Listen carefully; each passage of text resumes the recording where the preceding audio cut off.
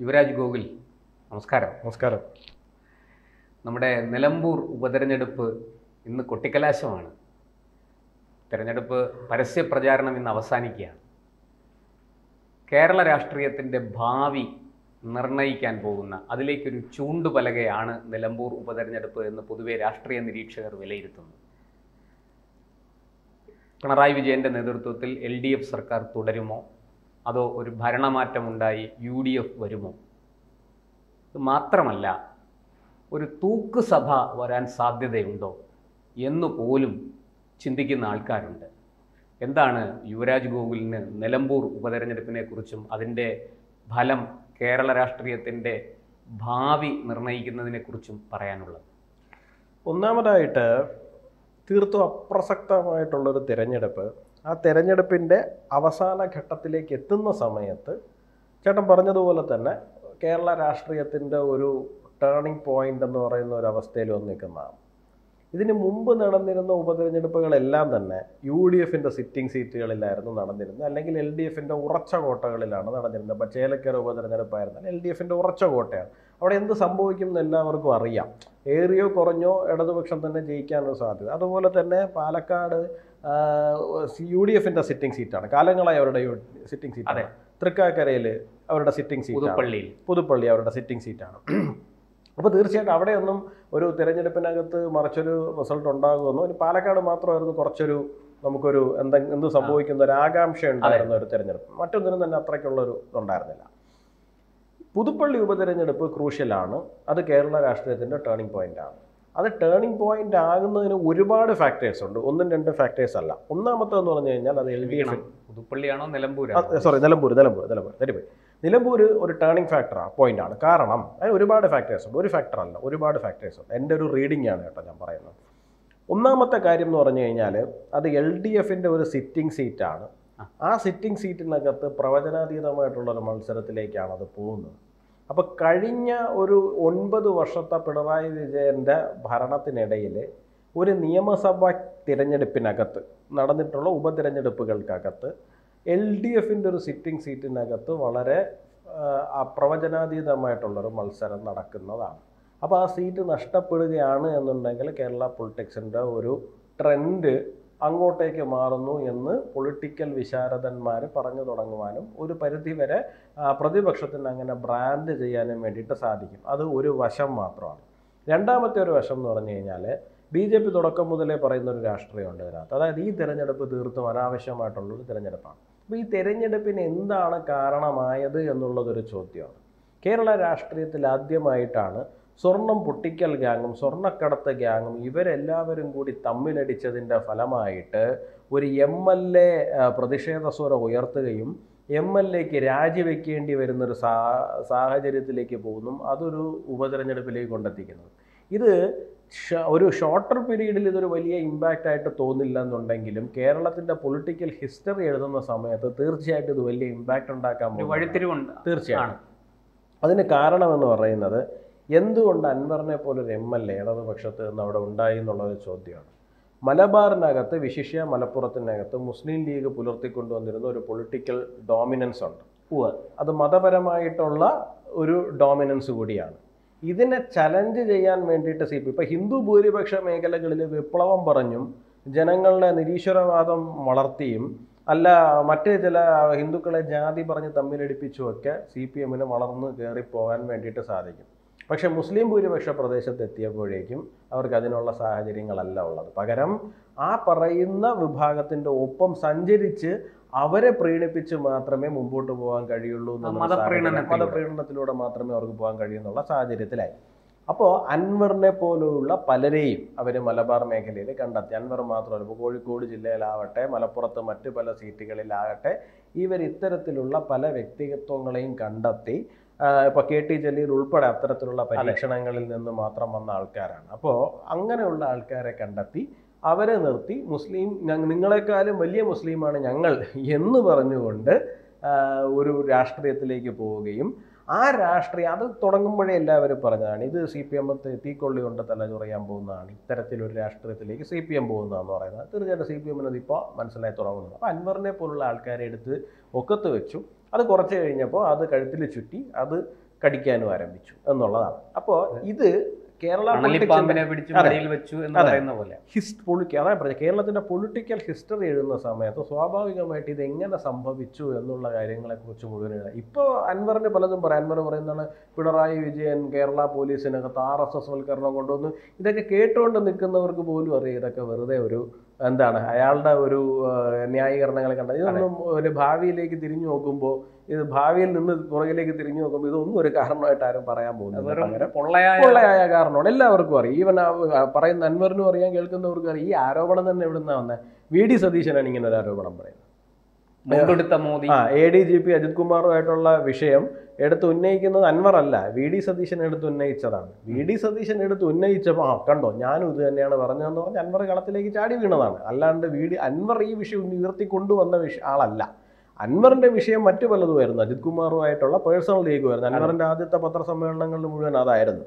VD Satheesan ഇങ്ങനെ ഒരു ഉണ്ടയില്ല വെടി പൊട്ടിച്ചപ്പോൾ അതിന് കേരളത്തിലൊരു മാർക്കറ്റ് ഉണ്ടെന്ന് തിരിച്ചറിഞ്ഞ് ആ കളത്തിലേക്ക് എടുത്തു ചാടിയ ആൾ മാത്രമാണ് അൻവർ എന്ന് പറയുന്നത്. അപ്പോൾ തീർച്ചയായിട്ടും ഈ തെരഞ്ഞെടുപ്പിനെ കൊണ്ട് എത്തിച്ചിരിക്കുന്നതിൻ്റെ ബേസിക് റീസൺ എന്ന് പറയുന്നത് പിന്നാമ്പുറങ്ങളിൽ മറ്റ് പല, ഞാൻ ആദ്യം പറഞ്ഞ പോലെ തന്നെ സ്വർണ്ണക്കടത്തും സ്വർണ്ണ പൊട്ടിക്കലും ഒക്കെ ആയിട്ട് ബന്ധപ്പെട്ടിരിക്കുന്ന വിഷയങ്ങളാണ്. അത് രണ്ടാമത്തെ ഫാക്ടർ.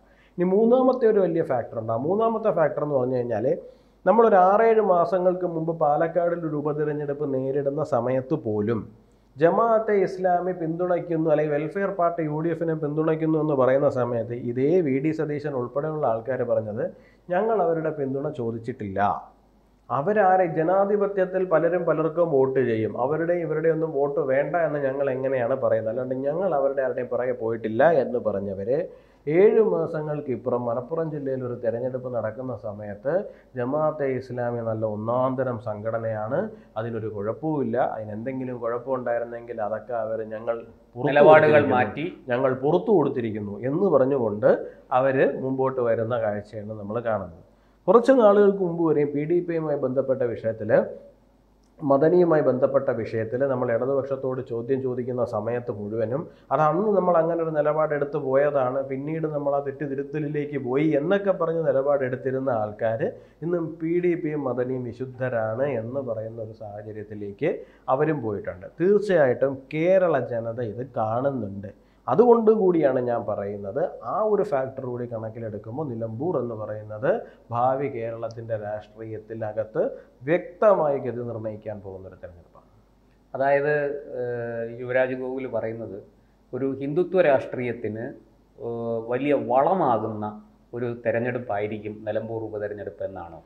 ബേസിക്കലി ഇപ്പം പ്രശാന്ത് ഏട്ടനോട് ഞാൻ പറയേണ്ട കാര്യമില്ല, എന്നാലും നമ്മൾ ഒരു കോൺവെർസേഷൻ്റെ ഇതിന് പറയുന്നതാണ്. ഈ ഹിന്ദുത്വ രാഷ്ട്രീയം എന്ന് പറഞ്ഞു കഴിഞ്ഞാൽ ഹിന്ദുത്വ രാഷ്ട്രീയത്തിന് അങ്ങനെ പ്രത്യേകിച്ച് അജണ്ടകളൊന്നും ഇല്ലയെന്ന് അറിയാമല്ലോ. ഹിന്ദുത്വ രാഷ്ട്രീയത്തിന് എന്താ അജണ്ട ഇരിക്കുന്നത്? ഇവിടെ ഹിന്ദു രാഷ്ട്രമാക്കിയിട്ട് രാവിലെ എഴുന്നേറ്റ് എല്ലാവരും അടിയും കൊടുത്ത് അമ്പലത്തിൽ പറഞ്ഞു വിടുക, കുറി തൊട്ടുകൊണ്ട് മാത്രമേ വെളിയിറങ്ങി നടക്കാൻ പാടുള്ളൂ എന്ന് പറയുക, സിന്ദൂരം തൊടാത്ത ആൾക്കാരെ മുഴുവനും വളഞ്ഞിട്ട് ആക്രമിക്കുക, അങ്ങനെ എന്തെങ്കിലും ഉണ്ടോ? ഒന്നുമില്ലല്ലോ അല്ലേ? ആൾക്കാർ ക്ഷേത്രത്തിൽ പോകുന്നുണ്ടോ പോകുന്നില്ലയോ? നമ്മൾ RSSന്റെ പ്രചാരകർക്കിടയിൽ തന്നെ എത്രയോ നിരീശ്വരവാദികളിരിക്കുന്നു അല്ലേ? ഇപ്പോൾ ഞാൻ മനസ്സിലാക്കുന്നിടത്തോളം അങ്ങ് ആര്യ സമാജത്തെ പിന്തുടരുന്ന ഒരാളാണ് അല്ലേ? അപ്പോൾ അങ്ങയെ സംബന്ധിച്ചിടത്തോളം ക്ഷേത്രത്തിൽ അങ്ങ് പോകുന്നൊരു വിശ്വാസി അല്ല എന്നാണ് ഞാൻ മനസ്സിലാക്കുന്നത്. അങ്ങ് ദയാനന്ദ സരസ്വതി സ്വാമിയുടെ പാത പിന്തുടരുന്ന ഒരാളാണ്. അപ്പോൾ ക്ഷേത്രത്തിൽ പോകാത്ത അങ്ങ് ഹിന്ദുവാണ്. ക്ഷേത്രത്തിൽ പോകുന്നവർ പോയിക്കോട്ടെ. അല്ല, അതാണ് ഞാൻ പറയുന്നത്. അപ്പോൾ ഹിന്ദുത്വ അജണ്ട എന്ന് പറയുമ്പോൾ എന്താ ഹിന്ദുത്വ അജണ്ട എന്ന് പറയുന്നത്? അതിനകത്ത് എന്തെങ്കിലും അടിച്ചേൽപ്പിക്കൽ അങ്ങനെയൊന്നും ഇല്ലല്ലോ അതിനകത്ത്. ഇപ്പോൾ BJPയുടെ രാഷ്ട്രീയത്തെക്കുറിച്ച് BJPക്ക് പുറത്തുള്ളവരും പറയുന്ന ഒരു വാക്കാണ്. BJPയുടെ ഐഡിയോളജി എന്ന് പറയുന്നത് ഹിന്ദുത്വമാണ് അതിൻ്റെ പ്രത്യയശാസ്ത്രം. ഞാൻ ആ അർത്ഥത്തിലാണ് പറഞ്ഞത്. എതിരാളികളും അതിനെ പല രീതിയിൽ അത് ആരോപിക്കുന്നുണ്ട്. BJPയുടെ പുറത്ത് അതിനെ ഹിംസാത്മകമായിട്ട് വരെ ആരോപിക്കുന്ന എതിരാളികളുണ്ട്. അതവിടെ നിൽക്കട്ടെ, ഞാൻ അതല്ല ഉദ്ദേശിച്ചത്. കൃത്യമായിട്ടും ഒരു BJP രാഷ്ട്രീയം, നമുക്ക് ആ വാക്ക് മാറ്റിവെക്കാം, ഹിന്ദുത്വ രാഷ്ട്രീയം എന്ന വാക്ക് മാറ്റിവെച്ചാൽ BJP രാഷ്ട്രീയത്തിന് ഒരു വളമാകുന്ന തെരഞ്ഞെടുപ്പാണോ ഈ നിലമ്പൂരിൽ ഇപ്പോൾ നടക്കുന്ന ഉപതെരഞ്ഞെടുപ്പ്? അല്ല, അതിനകത്ത് അങ്ങനെ ഞാൻ പറയുമ്പോൾ അതൊരു കക്ഷി രാഷ്ട്രീയത്തിന്റെ ഭാഗമായി നിന്ന് ഞാൻ പറയുന്നതായിട്ട് മാത്രമേ ആൾക്കാർക്ക് തോന്നുകയുള്ളൂ. അയാൾ ഇതേ കൊലക്കവെള്ളത്തിൽ മീൻ പിടിക്കാൻ ഇറങ്ങിയിരിക്കുകയാണ് എന്നുള്ളൊരു പിക്ചർ ആയിരിക്കും വരുന്നത്. ഞാൻ അതിനെക്കുറിച്ചിട്ടല്ല പറയുന്നത്. ബേസിക്കലി ജനങ്ങൾക്ക് ഈ രണ്ട് മുന്നണികളും ഇവിടെ പറഞ്ഞുകൊണ്ടിരിക്കുന്ന മതേതരത്വം എന്ന് പറയുന്നത് ഒരു പൊള്ളയായ സാധനമാണ്. അവരുടെ മതേതരത്വം എന്ന് പറയുന്ന സാധനത്തിന്റെ പൊള്ളത്തരത്തെ കുറിച്ചിട്ടല്ല ഞാൻ പറയുന്നത്. ഇവർ ഈ ഉയർത്തുന്ന സാധനം അവരുടെ നിലനിൽപ്പിന് വേണ്ടി മാത്രം പറയുന്ന ഒന്നാണ് എന്നുള്ള കാര്യത്തെക്കുറിച്ചിട്ട് ജനങ്ങൾക്ക് ബോധ്യമാവും. അത് മാത്രമല്ല, ഇപ്പോൾ കേരളത്തിനകത്ത് 50% ഹിന്ദു പോപ്പുലേഷൻ ഉള്ളതാണ്. ഈ ഹിന്ദു പോപ്പുലേഷൻ ഏതാണ്ട് 60-70 സീറ്റുകളില്ലെങ്കിലും വളരെ വ്യക്തമായിട്ട് ആര് ജയിക്കണം, ആര് പരാജയപ്പെടണം എന്നുള്ള കാര്യത്തിനകത്തൊരു ഗതി നിർണ്ണയിക്കുന്നുണ്ട്. നിലവിലുള്ള രാഷ്ട്രീയക്കാരെ സംബന്ധിച്ചിടത്തോളം വരുന്ന ഒരു 2 പതിറ്റാണ്ടത്തേക്കെങ്കിലും ഈ ഹിന്ദു പോപ്പുലേഷൻ അല്ലെങ്കിൽ ഹിന്ദു വോട്ടിനെ പാടെ അവഗണിച്ച് മുമ്പോട്ട് പോകാൻ വേണ്ടി സാധിക്കില്ല.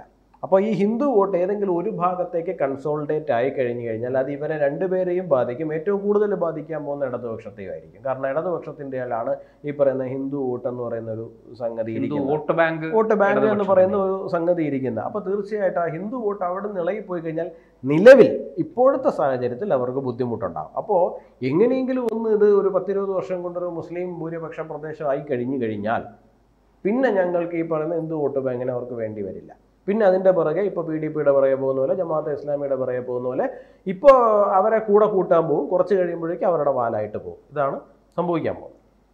ശരി, സമ്മതിച്ചു. മതേതരത്വം എന്ന ഒരു മറ വെച്ചുകൊണ്ട് കൃത്യമായ മതപ്രീണനമാണ് ഈ പാർട്ടികൾ തുടരുന്നത് എന്നാണ് യുവരാജ് ഗോകുൽ ഇപ്പോൾ പറഞ്ഞത്. ഇതേ ആരോപണം തന്നെയല്ലേ BJPക്കെതിരെ മറ്റുള്ളവരും ഉപയോഗിക്കുന്നത്?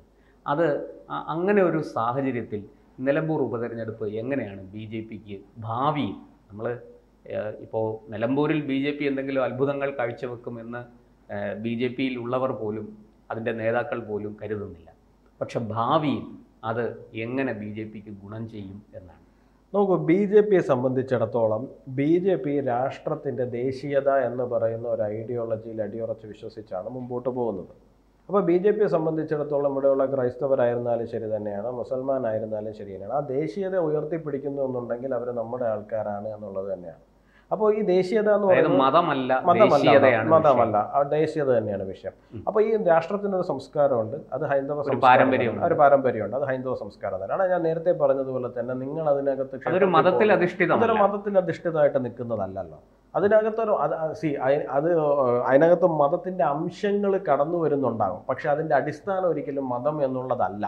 അതിന്റെ അടിസ്ഥാനം എന്ന് പറയുന്നത് ഈ രാഷ്ട്രത്തിന്റെ ഒരു സംസ്കാരം ഞാൻ മനസ്സിലാക്കുന്നിടത്തോളം അത് സ്വാതന്ത്ര്യം തന്നെയാണ്. അത് സ്വാതന്ത്ര്യം ധർമ്മത്തിൽ അധിഷ്ഠിതമാണ്. അതൊരിക്കലും മതത്തിലേക്ക് അതിനെ ചുരുക്കി പിടിക്കുന്നതാണ് അതിന്റെ അകത്തുള്ള പ്രശ്നമാവുന്നത്. കാരണം ഈ ക്ഷേത്രങ്ങളൊന്നും ഇല്ലെങ്കിൽ ഈ ധർമ്മം ഇവിടെ നിലനിൽക്കും. തീർച്ചയായിട്ടും അല്ലെ? ഈ പറയുന്ന പല ഗ്രന്ഥങ്ങളും ഇല്ലെങ്കിലും ഈ പറയുന്നത് ഇവിടെ നിലനിൽക്കും. ഇന്ന് കാണുന്ന പല സന്യാസി ഇപ്പൊ ഉദാഹരണം അമൃതാനന്ദമയി മഠം ഉയർന്നു വന്നിട്ട് ഒരു 60 വർഷത്തിനകത്തല്ലേ ഉണ്ടാവുന്നത്. അമൃതാനന്ദമയി മഠം ഉണ്ടാകുന്നതിന് മുമ്പ് ശേഷമാണ് ഒരു 200 വർഷങ്ങൾക്ക് മുമ്പെടുത്ത ഇന്നുള്ള പല സന്യാസി മഠങ്ങളും ഇവിടെ ഉണ്ടാവില്ല. അപ്പൊ അത് തീർച്ചയായിട്ടും ഇന്ന് പക്ഷേ അമൃതാനന്ദമയി മഠം എന്ന് പറയുന്ന ഹൈന്ദവ സംസ്കാരത്തിന്റെ ഭാഗമായിട്ട് നിൽക്കുന്ന ഒന്നാണ്. പടർന്നു പന്തലിച്ച് നിൽക്കുന്ന ഒരു 100-150 വർഷം മുമ്പെടുത്തു കഴിഞ്ഞാൽ ഒരു പക്ഷേ നമ്മുടെ വിവേകാനന്ദ സ്വാമികളുടെ ആ കൾട്ടെന്ന് പറയുന്ന ഒരു സംവിധാനമേ ഇല്ല. പക്ഷെ ഇന്ന് വിവേകാനന്ദ സ്വാമി നമുക്ക് ഒഴിച്ചുകൂടാൻ അപ്പൊ തീർച്ചയായിട്ടും ഇത് വന്നു ചേർന്നുകൊണ്ടിരിക്കുന്നതാണ്. ഇത് ഒഴുകുന്ന വികസിച്ചുകൊണ്ടേ ഇരിക്കുന്നതാണ്. ഇത് യൂണിവേഴ്സിറ്റീസ് എക്സ്പാൻഡിങ് എന്ന് പറയുന്നത് പോലെ തന്നെയാണ് ഈ സംസ്കാരം ഉണ്ടാകും. അല്ല, അപ്പം ഞാൻ പറയുന്ന നമ്മൾ ആ ഒരു ഇതിൽ മാത്രമാണ് പോകുന്നത്. മറുഭാഗത്ത് വളരെ സങ്കുചിതമായി നിന്നുകൊണ്ട് ഇപ്പോൾ കഴിഞ്ഞ ദിവസം തന്നെ ഇപ്പം നമ്മുടെ പഹൽഗാം അറ്റാക്ക് ഉണ്ടായി. പഹൽഗാം അറ്റാക്ക് ഉണ്ടാകുന്ന സമയത്ത് പാകിസ്ഥാനെ ബോയ്ക്കോട്ട് ചെയ്യണം എന്ന് പറഞ്ഞുകൊണ്ട് പോകുന്ന ആൾക്കാരെ നമ്മൾ എവിടെയെങ്കിലും കേരളത്തിൻ്റെ ഏതെങ്കിലും ഭാഗത്ത് നമ്മൾ കണ്ടില്ല? ഇല്ല. പക്ഷേ ഇവിടെ സ്റ്റുഡിയോ ബഹിഷ്കരിക്കാൻ നടക്കുന്നവരെ നമ്മൾ കണ്ടു. ഒരു ഭാഗത്ത് അഫ്രീദിയെ പോലെ ഇന്ത്യക്കെതിരെ ഇത്രയധികം വിഷം തുപ്പുന്ന ഒരാളെ വിളിച്ചിട്ട് അയാൾക്ക് സ്വീകരണം ഒരുക്കുന്ന ആൾക്കാര്, മറുഭാഗത്ത് നമ്മളാരും പെട്ടെന്ന് കാണാത്ത ഒരു ദിവസം രാവിലെ എഴുന്നേറ്റ് സ്റ്റുഡിയോക്കെതിരായിട്ടൊരു പ്രതിഷേധമാണ്. ഇത് എവിടുന്നാണ് ഇത് സ്റ്റാർട്ടാകുന്നത്? അപ്പോൾ ഇതിൻ്റെ എപ്പി സെൻറ്റർ എന്ന് പറയുന്നത് മറ്റെവിടെയാണ്, ഇന്ത്യക്കകത്ത് പോലും അല്ല ഇരിക്കുന്നത്. അപ്പോൾ ഇത്തരം അജണ്ടകളുമായി ഇതിൻ്റെ അകത്ത് വന്ന് പ്രവർത്തിക്കുന്ന ഒരു വലിയ വിഭാഗമുണ്ട്. തീർച്ചയായിട്ടും നമ്മൾ ഇപ്പോൾ ചേട്ടൻ നേരത്തെ ചോദിച്ച ഹിന്ദുത്വ രാഷ്ട്രീയം എന്ന് പറയുന്നത് അതൊരു പ്രതിരോധമാണ്. അതൊരിക്കലും ഒരു ആധിപത്യത്തിന് വേണ്ടിയിട്ടോ അല്ലെങ്കിൽ എന്തെങ്കിലും ഒരു അജണ്ട നടപ്പിലാക്കുവാൻ വേണ്ടിയിട്ടോ അല്ല. അതൊരു പ്രതിരോധം മാത്രമാണ്. ആ പ്രതിരോധം ഇല്ല എന്നുണ്ടെങ്കിൽ നാളെ ഒരു സമയത്ത് ഇത്തരം അജണ്ടയുമായി കടന്നു വരുന്നവർ മുഴുവൻ നമ്മളെ വിഴുങ്ങിക്കൊണ്ടു പോകുന്ന സാഹചര്യം ഉണ്ടാകും. അങ്ങനെ നീ എന്നെ വിഴുങ്ങാതെ ഇരിക്കുവാനുള്ള എൻ്റെ പ്രതിരോധം മാത്രമാണ് ഹിന്ദുത്വ പൊളിറ്റിക്സ് എന്ന് പറയുന്നത്. തീർച്ചയായിട്ടും ഗൂഗിൾ അപ്പോൾ ഭാവിയിൽ ഒരു നല്ല രാഷ്ട്രീയ നേതാവായി, രാഷ്ട്രീയ പ്രവർത്തകനായി ഒക്കെ ഉയർന്നു വരട്ടെ. എല്ലാവിധ ആശംസകളും. Thank you. കൂടുതൽ വാർത്തകളും വിശേഷങ്ങളും നിങ്ങളിലേക്ക് എത്താൻ ABC മലയാളം സബ്സ്ക്രൈബ് ചെയ്യുക, ബെൽ ബട്ടണും അമർത്തുക.